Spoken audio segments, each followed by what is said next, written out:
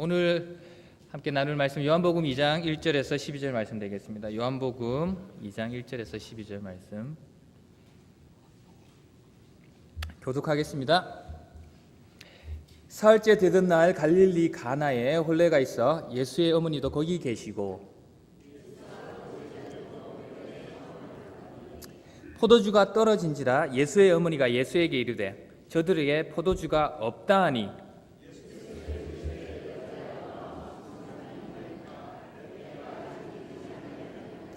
그의 어머니가 하인들에게 이르되 너희에게 무슨 말씀을 하시든지 그대로 하라 하니라.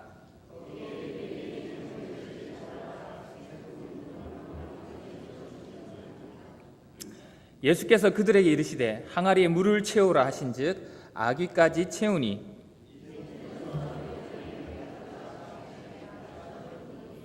연회장은 물로 된 포도주를 맛보고도 어디서 났는지 알지 못하되 물 떠온 하인들은 알더라. 연회장이 신랑을 불러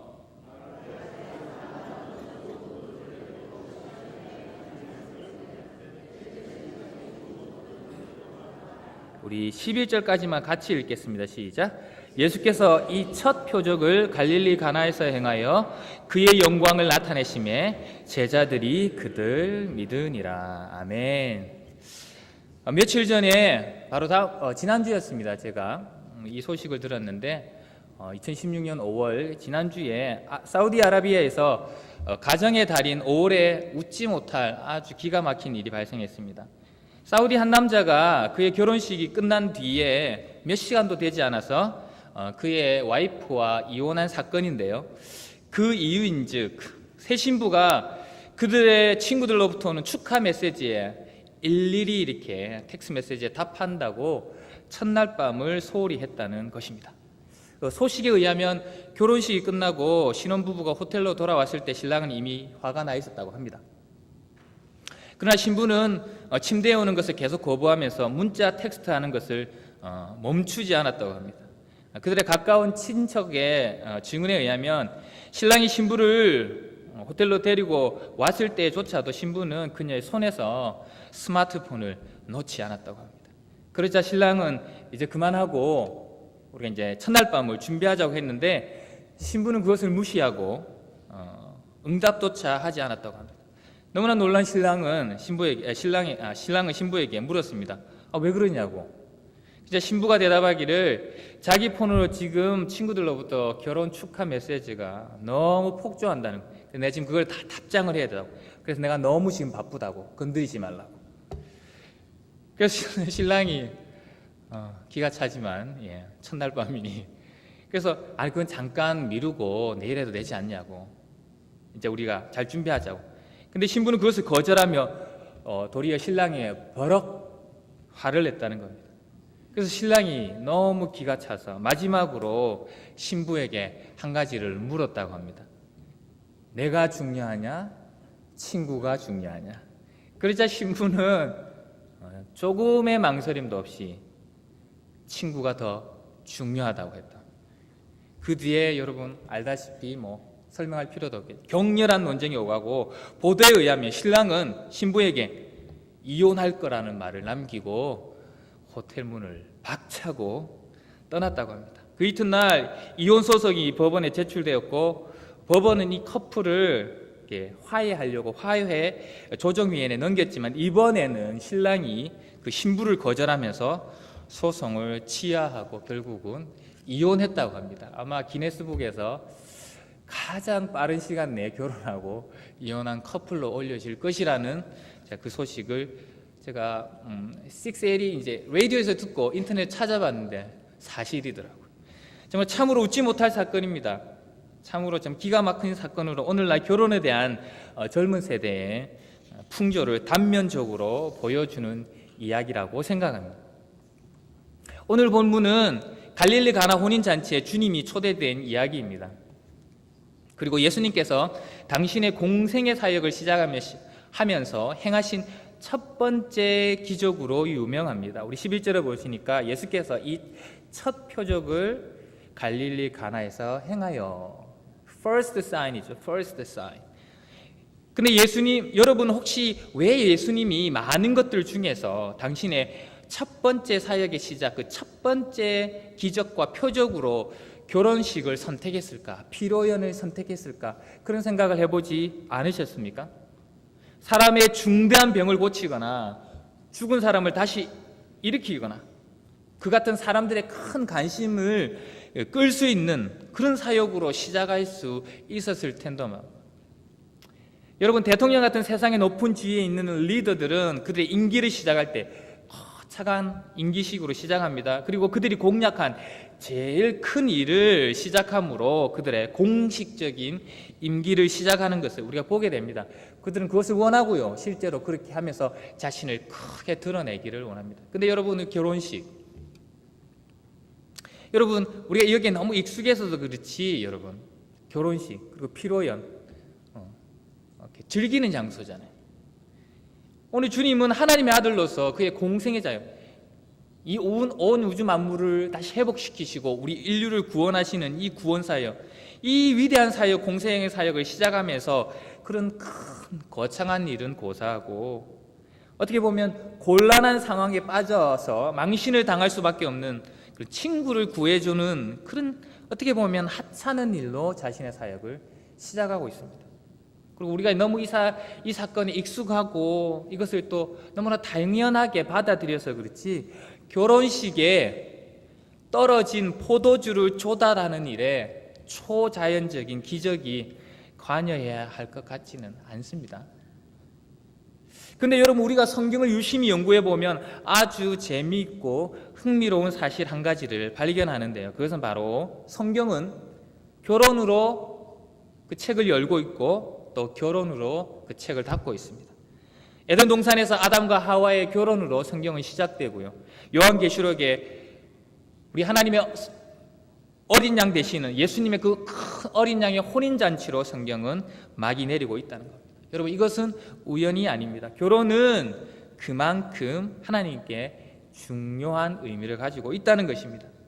결혼은 예수님의 첫 번째 오늘 기적의 현장이자 또한 예수님의 마지막 비유들 중에 하나이기도 합니다. 여러분, 마태복음 25장을 읽어보시면 예수님께서 이제 십자가에 지시기 전에 마지막으로 제자들에게 마지막 날에 대한 비유들을 하시는데요, 보면 첫 번째 그 비유가 열 처녀의 비유입니다.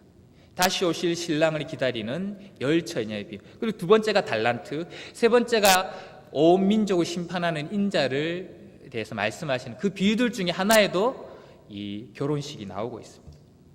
여러분, 성경을 처음부터 끝까지 꿰뚫고 있는 한 가지 주제가 무엇이냐라고 물으신다면 아마 성경은, 우리는 그것을 사랑이라고 말할 수 있습니다.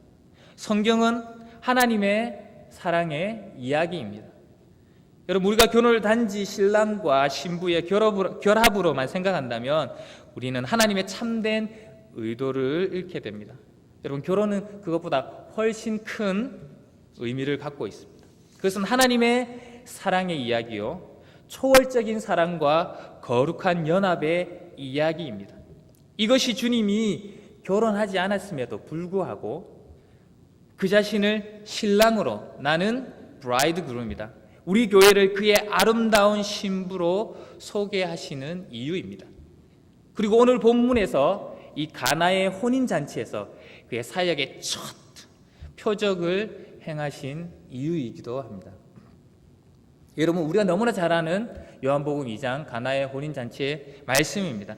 그러나 하나님의 말씀은 같은 본문이라도 늘 우리에게 새롭게 다가오며 우리의 삶을 새롭게 변화시키십니다. 오늘 요한복음 2장 이 본문 말씀을 통해서 우리에게 주시는 하나님의 말씀을 나누고자 합니다. 첫 번째, 우리에게 주시는 하나님의 말씀은 그리스도인도 예외는 아니다입니다. 우리 한번 따라하겠습니다. 그리스도인도 예외는 아니다. 그리스도인도 예외는 아니다. 그 누구도 예외는 없습니다. 무엇이 예외가 없습니까? 인생이라는 여정길에서 문제없는 사람은 그 누구도 없다는 겁니다. 누구나 인생의 항해 가운데 크고 작은 시련과 어려움의 파도를 만납니다. 예외가 있다면, 문제가 없는 사람이 있다면 그것은 죽은 사람밖에 없습니다. 결국 문제가 없는 인생을 원하십니까? 그것은 죽는 길밖에 없습니다. 사람에 따라 크고 작은 차이가 있을 수 있습니다. 남의 눈에는 문제로 인식되지 않을 수 있습니다. 그래도 각자에게는 가장 큰 고민거리요, 큰 문제입니다. 오늘 본문 말씀을 보면 가나의 혼인잔치가 있었는데 예수님께서 초청받으셨습니다. 인생의 가장 중요한 일 가운데 하나가 바로 결혼입니다. 이 결혼에 주님을 가장 먼저 초대한 것은 참으로 지혜로운 결정입니다. 아름다운 믿음입니다. 주님을 주인으로 모신 가정보다 더 아름다운 가정이 어디 있겠습니까? 우리의 창조주 되시고 또한 거룩한 이 결혼이라는 제도를 만드신 분이 바로 우리 주님이시기 때문에 이 세 가정의 주인으로 주님을 모시는 것은 성공하는 결혼 생활의 필수 조건입니다. 있어도 되고 없어도 되는 선택이 아니라 옵션이 아니라 필수입니다. 근데 우리 주님이 잘한 것이죠. 근데 우리 주님이 함께한 그 결혼에도 그 첫 시간에도 뭐라고요? 문제는 발생하더라는 겁니다. 3절에 보니까 청함을 받아서 주님이 함께 계셨는데 3절에 바로 말씀하시기를 성경에 포도주가 떨어진지라. 주님이 계셨는데 주님이 함께 하셨는데 포도주가 떨어지더라.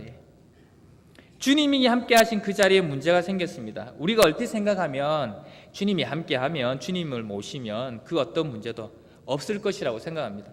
이제 예수 믿으면 모든 일이 그냥 술술 풀릴 거라고 생각합니다. 손을 까딱하지 않아도 아무 걱정도 없고 염려가 없을 거라고 생각할 수 있습니다. 그런데 여러분 오늘 본문은 그렇게 말씀하고 있지 않습니다. 내가 주 예수를 믿고 하나님의 자녀가 되고 구원을 받았는데 여전히 어려움이 있습니다. 문제가 발생합니다. 지난 수요일 날 예배를 마치고 교회를 나가는데 우리 가이아나 교회에 니나라는 딸을 중학생 딸을 키우면서 열심히 생활하는 싱글만 기타라는 자매가 있습니다. 우리 주차장에서 그 자매를 만났는데 나를 데리고 자기 차가 있는 곳으로 가는 거예요. 가보니까 새 차를 샀어요. 그 자매가 이제 중고차를 타고 다녔는데 고장이 많이 나서 아마 새 차를 산. 그래서 저에게 딱 보여주는 거예요. 빨간색 현대차를 샀어요. 우리 가야나에 계신 우리 웨스트 윈디 분들은 빨간색을 좋아해요. 우리 하피즈 목사님도 빨간색, 빨간색을 아주 좋아해요. 우리 한국 사람은 아주 꺼리는 빨간색을. 새 차를 샀는데 그래서 제가 너무 잘했다고, 너무 축하한다고. 근데 그 말을 마치기도 전에 우리 자매가 얼굴을 약간 이렇게 찌푸리더니 저를 앞으로 이제 데려가는 거예요. 그렇게 해서 하는 말이 보니까 며칠 전에 자기가 어디 가서 주차를 했는데 공영 주차장에 주차를 했는데 누가 자기 앞에 범퍼를 살짝 이렇게 치고 긁고는 뺑소니를 친 거예요. 그래 보니까 약간 긁혔어요. 크게 찌그러진 건 아닌데 약간 그 틈이 생기고 범퍼와 본체 간에 그리고 좀 긁혔어요. 큰 것은 아닌데 이게 워낙 새 차니까 표시가 금방 나는 거예요. 여러분 새 차 하면 우리 와이프들에게 죄송하지만 남자에게서는 차를 처음 사면 와이프보다 중요합니다. 여러분 밤잠이 안 와요. 밤에 주차를 하면 저 차가 거의 잘 있을까 걱정이 돼서 잠이 안 와요. 여러분 날이 새기가 무섭게 가서 인사를 하고 닦아줘야 돼요. 얼마 동안은 그런 차예요. 그런 차예요. 와이프는 자는지 상관이 없어요. 저 차가 잘 있는지 혹시 누가 내 차를 건드리지 않는지 그런 차에 키스가 난 거예요. 자매가 마음이 너무 속상하다고 나한테 말하는 거예요. 그러면서 왜 이런 일이 나에게 일어나? 왜 이런 일이 일어나냐? Why? 이러면서 막 그렇게 하더라고요. 그러면서 하늘을 보면서 그러니까 쉽게 말하면 하나님 왜 지금 산지도 얼마 안 됐는데 여러분 예수 믿는 우리라고 모든 일에서 예외가 될 수 없습니다. 여러분 우리 주 예수님도 예외는 아니었습니다. 여러분 주님을 한번 보세요. 예수님 출생부터 문제의 연속입니다. 여러분 심각한 위험에 노출돼. 여러분 주님의 탄생부터가 수많은 죽음의 고비를 넘겼습니다. 여러분 동정녀 마리아부터의 출생은 한순간 한순간이 위험한 고비와 목숨이 노출된 사건이 있어. 만약에 여러분 마리아가 아니되옵니다. 저는 아직 남자를 알지 못합니다. 이렇게 거절하면 예수님 이 땅에 못 오시는 거예요. 여러분. 근데 마리아가 신앙이 좋아서 저는 주님의 여종이오니 당신의 말씀대로 되리이다. 좋았어요. 근데 만약에 요셉이 아니 저 여인이 나와 혼인한 여인인데 어쭈 임신을 했네? 공개적으로 끌어내면 또 돌에 맞아 죽는 거예요. 여러분. 근데 요셉도 참 믿음이 있는지라 하나님의 그 천사의 말을 듣고 용납했어요. 근데 여러분 또 어떤 일이 발생합니다. 헤로드 왕이 동방 박사들의 얘기들을 듣고 그 나이 또래 아기들을 다 죽일 몰살할 계획을 명령을 내립니다. 그러니까 주님은 태어나자마자 피난 가신 거예요, 이집트로. 여러분 그리고 또 어떻습니까? 공생애 동안은 잠도 제대로 자지 못하면서 그 많은 기적과 병 고침을 통하여 놀라운 하나님의 복음을 전했음에도 불구하고 다른 사람도 아니고 하나님을 함께 전하는 대제사장과 바리새인들에게 시기와 질투와 죽음의 위험을 매일 당해야 됐어요. 매일이 문제였어요. 그리고 처음에는 자기를 따랐던 떡을 먹고 놀라운 병 고침을 쑥 하는 사람이 할렐루야 두 손으로 환영했던 사람이 주님이 십자가 들 때는 다 돌을 던지는 사람으로 변하는 그 놀라운 쓰리쓴 경험을 했어야 됩니다. 여러분 주님은 지금 너무나 무거운 문제로 어려움으로 인생의 고통으로 헉헉거리면서 힘들게 걸어가는 우리의 심정을 누구보다도 잘 아시는 분이십니다. 그래서 주님은 그런 우리에게 이렇게 말씀하십니다. 수고하고 무거운 짐진 자들아 다 내게로 오라. 내가 너희를 쉬게 하리라. 아멘. 얼마나 감사하고 위로가 되는 말씀입니다. 그러나 여러분 걱정하지 마십시오. 문제가 아닙니다. 우리가 모든 사람이 문제를 벗어날 수 없지만 문제 자체가 문제가 아니라는 겁니다. 그건 누구나 이 땅 위에서 반드시 경험하는 것이고 피할 수 없는, 믿는 사람이건 믿지 않는 사람이건 동일하게 일어나는 일입니다. 이것이 우리에게 주시는 두 번째 하나님 말씀과 우리를 연결시켜 주는데요. 오늘 본문을 통해서 우리에게 주시는 두 번째 하나님의 말씀은 중요한 것은 믿음의 반응입니다. 우리 한번 따라하겠습니다. 중요한 것은 믿음의 반응입니다. 문제는 문제 자체가 아니라는 겁니다. 그 문제를 대하는 우리의 태도입니다. 그게 문제입니다. 중요한 것은 그 문제에 대한 우리의 믿음의 반응입니다. 죄된 세상에는 문제가 여러분 가득합니다. 그리고 매일 새로운 문제들이 새록새록 우리의 삶에 찾아오고요. 또 일어납니다. 또 그것은 우리가 만들기도 하지만 꼭 우리로 인한 것도 아닙니다. 요즘 세상 여러분 아무리 여러분께서 운전을 잘하시고 60km로 속도를 지키시고 신호를 다 지켜보세요. 여러분 뒤에서 받으면 막을 장사가 없습니다. 반대편에서 반갑다고 인사를 하며 뛰어들면 어떻게 그걸 피하겠습니까? 문제는 생긴다는 거예요. 우리로 인한 것도 있지만 우리로 인하지 않은 것도 있고 우리의 잘못으로 인한 것도 있지만 믿음으로 열심히 살아가고자 할 때 문제도 생긴다는 겁니다. 여러분 문제라는 것은 이미 발생했습니다. 여러분 우리가 어쩔 수 없습니다. 중요한 것은 문제가 우리를 진짜 더 문제 속으로 끌어들이도록 놔두어서 우리를 죽이느냐, 아니면 오히려 문제가 축복으로 변하여 우리 삶에 영광의 기쁨과 환희를 가져다 주게 하느냐, 그것은 무엇이라고요? 우리의 믿음의 반응에 달려 있다는 겁니다. 우리의 믿음의 태도에 달려 있다는 겁니다. 여러분은 문제에 대해서 어떤 태도를 취하십니까? 갑자기 여러분의 삶에 어려움이 찾아올 때 어떤 반응을 보이십니까? 믿음의 반응을 보이십니까? 그냥 문제에 빠지는 반응을 보이십니까? 문제에 사로잡혀서 그냥 불평하고 원망하는 처지에 빠지십니까? 문제 자체에 온통 사로잡혀 있는 것이 아니라 어떤 문제에도 믿음의 바른 반응을 보이는 수정의 모든 성도님들이 다 되시기를 예수님의 이름으로 축원합니다. 아멘. 오늘 본문을 보면 마리아는 문제가 생기자마자 즉시로 예수님께 달려가 문제를 말합니다. 3절에 보니 예수의 어머니가 예수께 이르되 저들에게 포도주가 없다 하시니, 저들에게 포도주가 없느니라. 마리아는 즉시 예수님께 달려갔습니다. 여러분 세상이 불공평하다고, 세상 불공평해. 도대체 왜 나에게만 이런 일이 생기는지 모르겠어. 그렇게 하면서 땅바닥에 주저앉아서 불평과 원망을 아무리 쏟아냈고 여러분 하루 종일 소리친다고 해도 문제는 해결되지 않습니다. 마리아처럼 주님께 달려가 아뢰어야 합니다. 기도해야 됩니다. 아멘.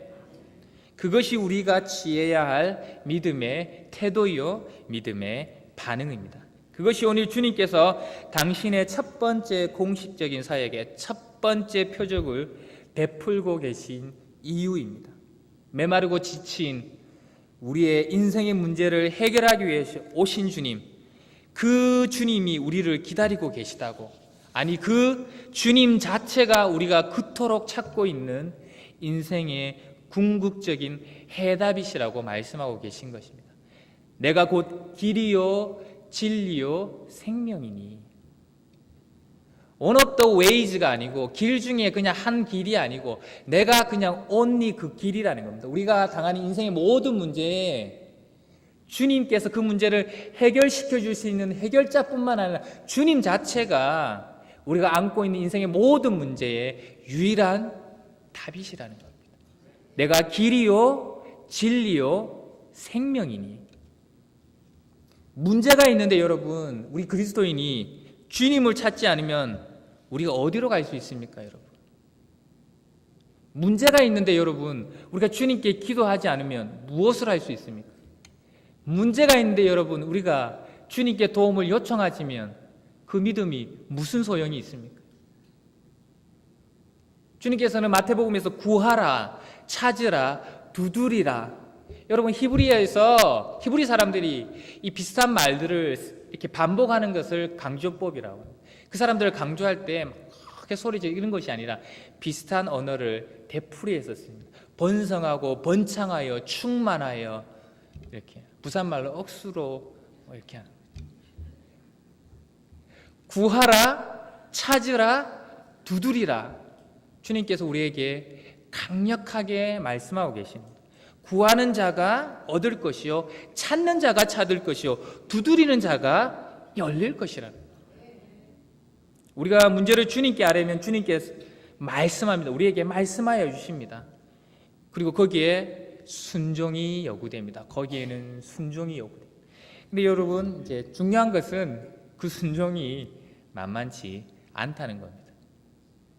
여러분, 오늘 본문 말씀을 보세요. 6절에 보시니까 거기에 유대인의 정결 예식을 따라 두세 통 드는 돌 항아리 6이 놓였는지라. 6개의 돌 항아리가 놓여 있었다고 말합니다. 그래서 근데 주님은 그 하인들에게 말하기를 그 돌 항아리를 뭐라고요? 끝까지 to the brim, to the top까지 채우라고 말씀하십니다.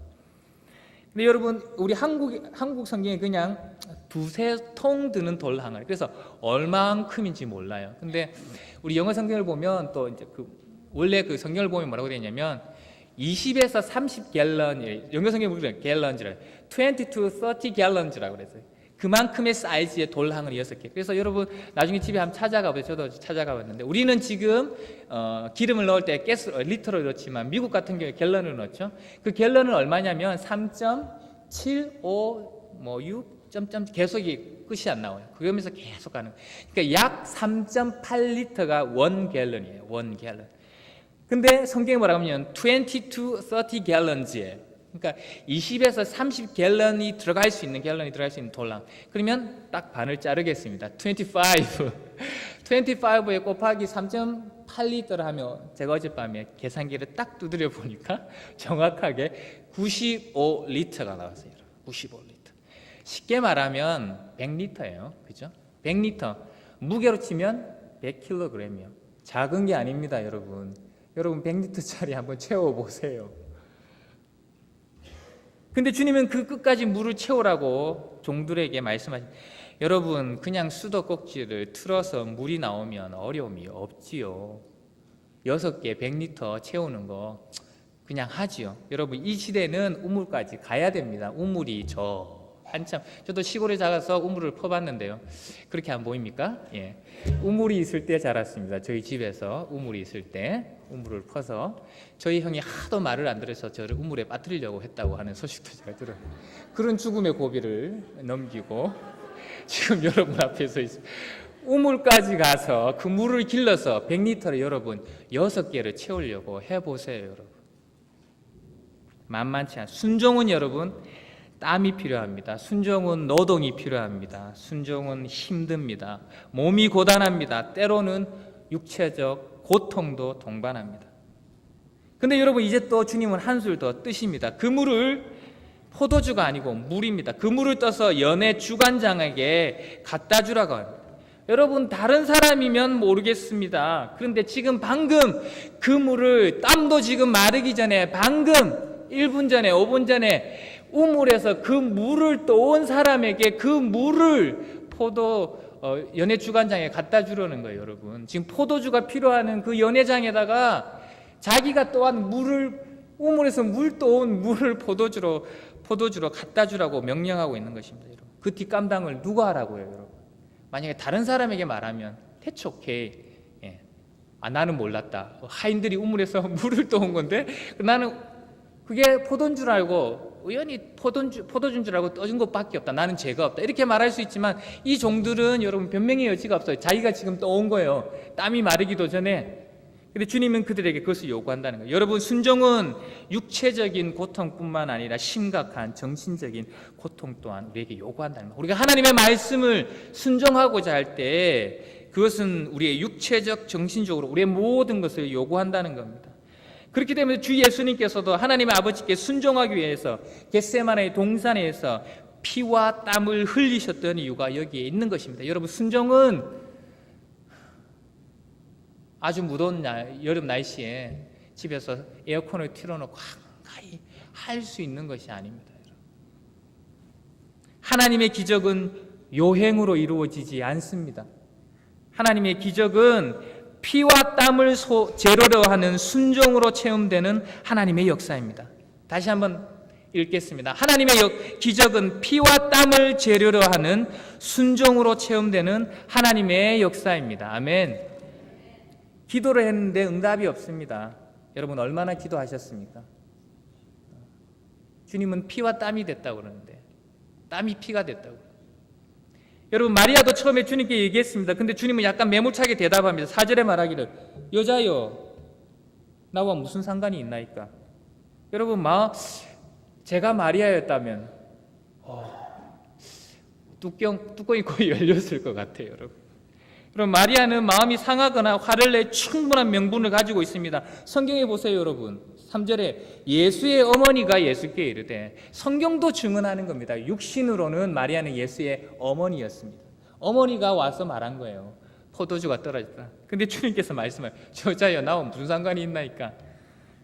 그런데 마리아는 거기서 욱하지 않았어요. 그리고 포기하지 않았어요. 그 마음 상하지 않고 획 돌아서지 않았습니다. 마리아는 하인들에게 말해요. 예수님이 무슨 말을 하든 그대로 하라. 그리고 여러분 마태복음 7장을 보면 귀신 들린 딸을 가진 이방인 수로보니게 여인이 주님께 와서 딸을 고쳐달라고 요구합니다. 그래서 주님께서는 이렇게 말합니다. 자녀로 먼저 배불리게 먹게 할지니 자녀의 떡을 취하여 개들에게 던짐이 마땅치 아니하니라. 여자를 개 취급합니다. 여러분 누구에게 개 취급 당해보신 적이 있습니까?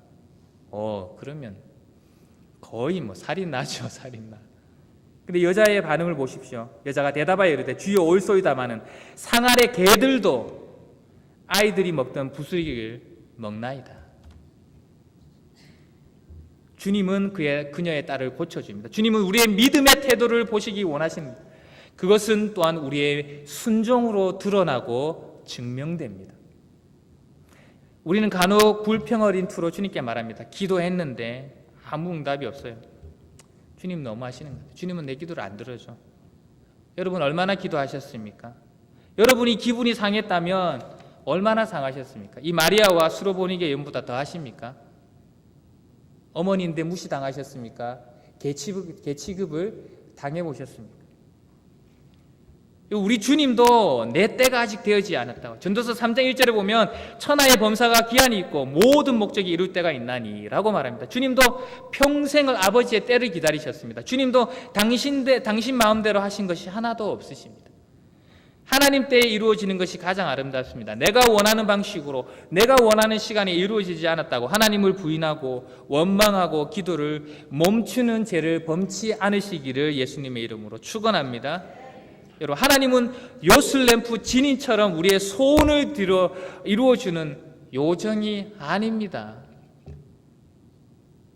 여러분 내가 원하는 것이 있어 램프를 쓱싹쓱싹 주인님 무엇을 드려드릴까요?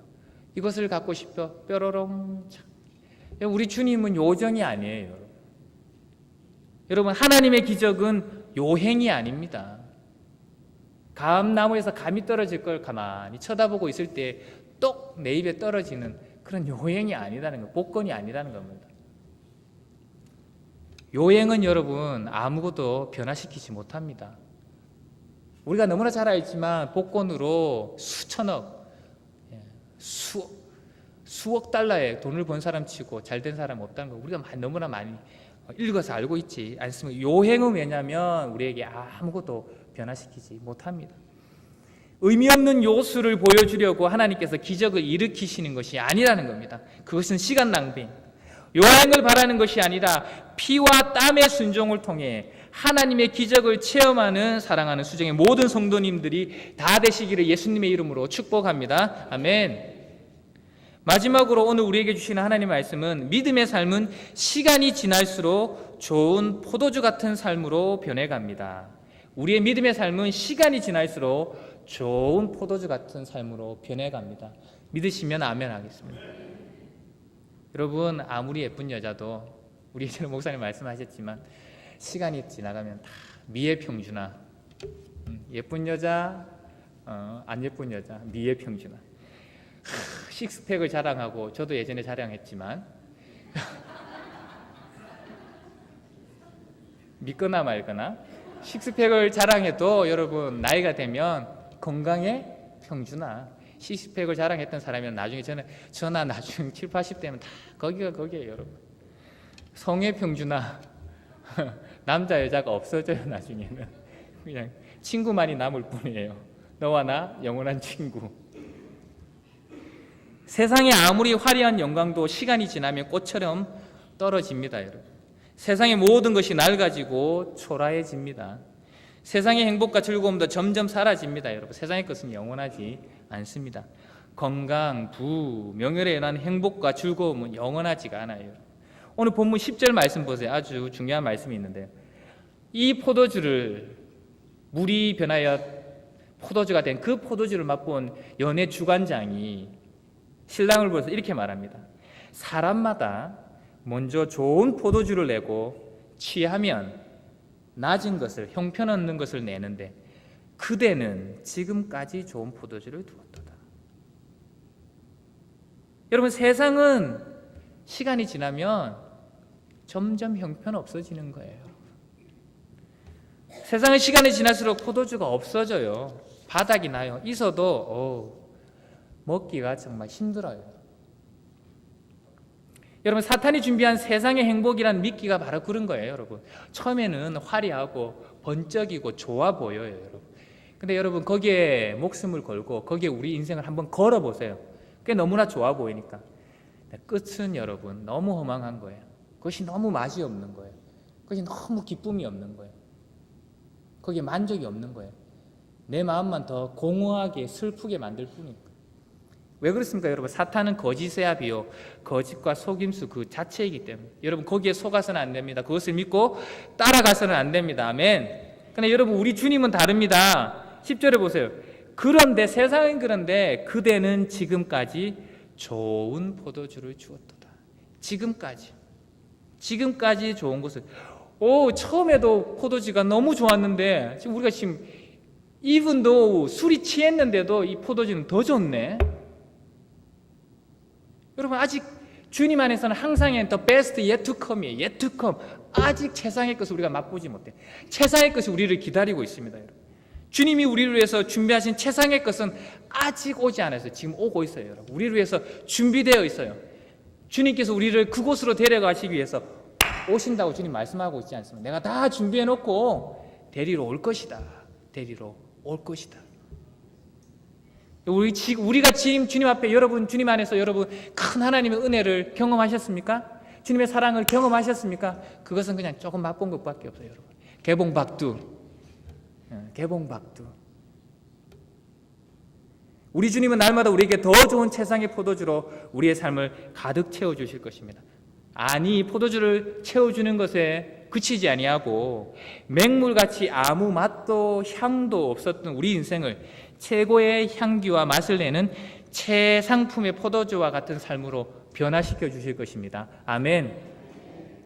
이 땅의 인생이라면 누구나 경험하는 문제 앞에서 문제 자체만을 바라보지 않고 그 문제보다 훨씬 더 크시면서 그 문제 뒤에 계시는 주님을 바라보는 바른 믿음의 태도를 가진 모든 당신들의 자녀들에게 그렇게 하실 겁니다. 아멘. 하나님께서 준비하신 최상품 포도주와 같은 삶을 경험하시는 우리 모두가 되시기를 예수님의 이름으로 축원합니다. 우리 한번 오늘 말씀을 기억하시면서 기도하겠습니다.